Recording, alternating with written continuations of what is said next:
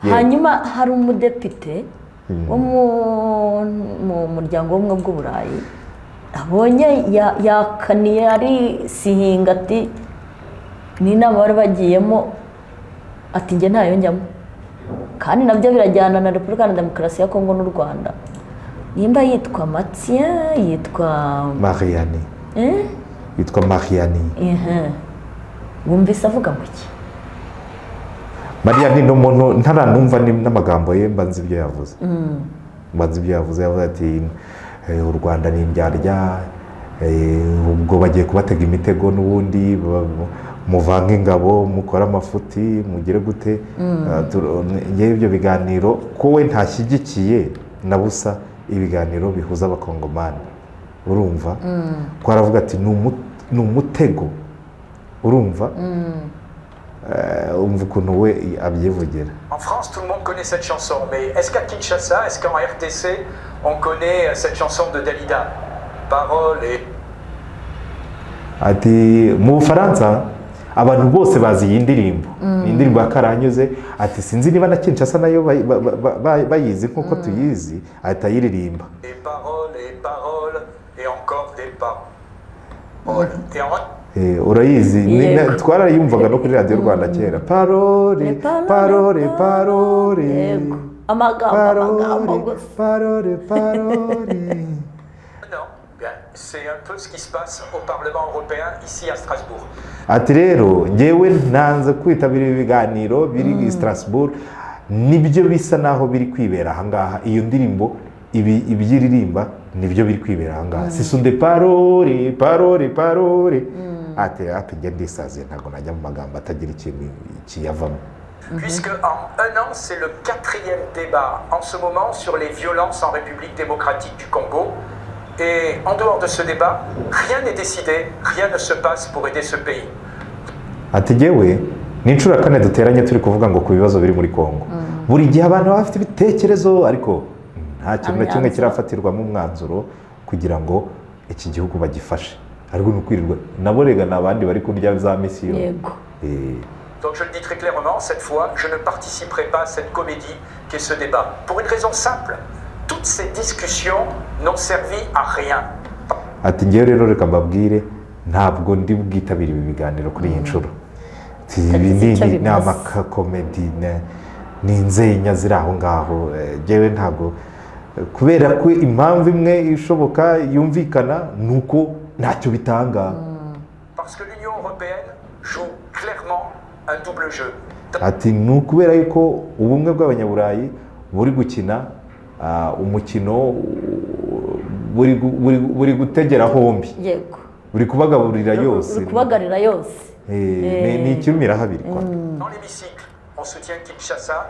Dans les faits, on laisse faire tout ce qu'il veut à monsieur Kagame. Ati ubundi mu magambo bakubwira ko Kinshasa yarenganye rwose bati twayifasha n'ibiki byose ariko mu bikorwa bagaha uruhushya Perezida Paul Kagame ngo yikorere utwo ashaka twe twose. Ces discussions sont même contre-productives puisqu'elles offrent un répit au Rwanda de Kagame. Car sur la RDC et la situation catastrophique à l'est de ce pays, tout a été dit. Les massacres, les pillages, la volonté depuis 30 ans d'éradiquer toute une population, les viols et j'en passe.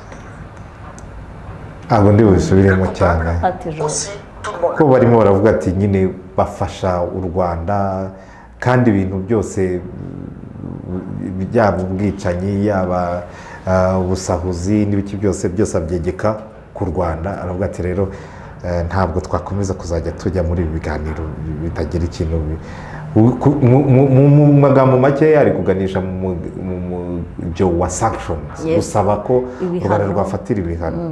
Ariko hari nawe yavuze ngo n'ibyo babifatira ntacyo babikora. D'ailleurs, le Parlement européen a adopté il y a un an, quasiment jour pour jour, le 13 février, un texte sur les violences dans l'Est de la République démocratique du Congo, où figurait une demande très claire de la quasi-majorité des parlementaires en demandant aux institutions de l'Union européenne de sanctionner les hauts responsables du Rwanda. Ati hakozwe document ku itariki ya 13 z'ukwezi kwa kabiri ati rwose yari yitabiriwe yari yanasinyweho hejuru ya kimwe cya kabiri rwose cy'ubwiganze bw'abaparlementaire bw'abagize inteko ishinga amategeko ya Union Européenne.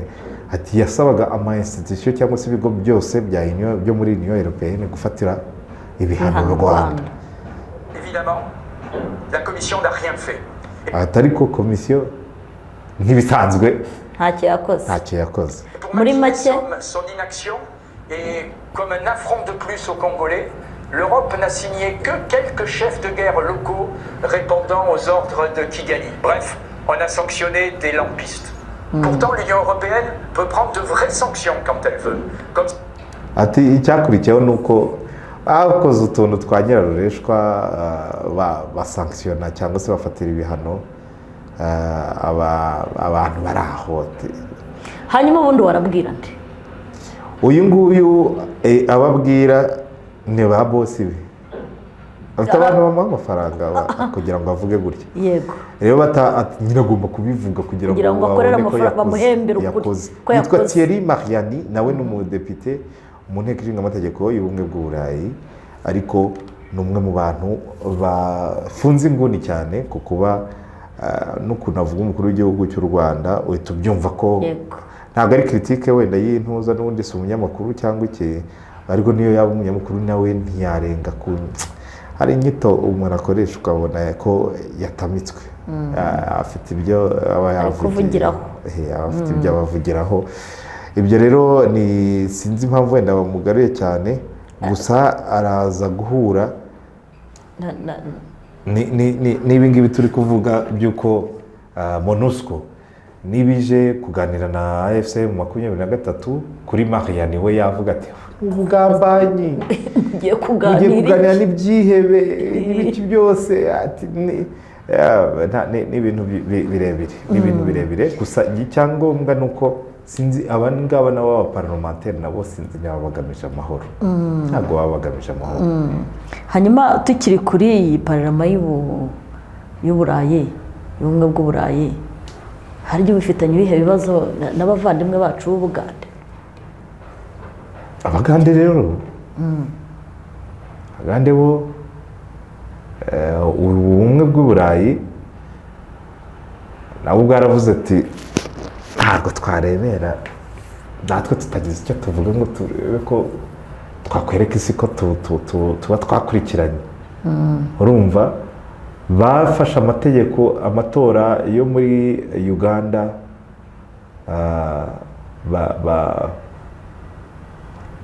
bayatesha agaciro, niba ariko nabyita. Uko habaye vote amatora agaragaza neza yuko amatora yo mu Bugande abashyigikiye n'abadashyigikiye ko cyangwa se ababona yuko ayo matora ari aya nyirarureshwa cyangwa ataragiye mu muco babivuge. Abatoye rero bose bemezaga, ntabwo ari bose ariko igice kinini cyemezaga yuko ayo matora atari yemewe kubera ko yabayemo uburiganya ushingiye nyine ku batoye bose. Hanyuma rero ariko ubwo abatoye nabo muri iyo nteko y'Uburayi kandi ndi kubwira ngo ni inteko ishinga amategeko y'Uburayi. Abo batoye rero baravuga yuko bashingiye ku bikorwa bya gisirikare byakurikiye amatora, nkumva, kandi n'ibindi ibyo bikorwa bya gisirikare bikaba byaribasiraga yaba mbere y'amatora cyangwa se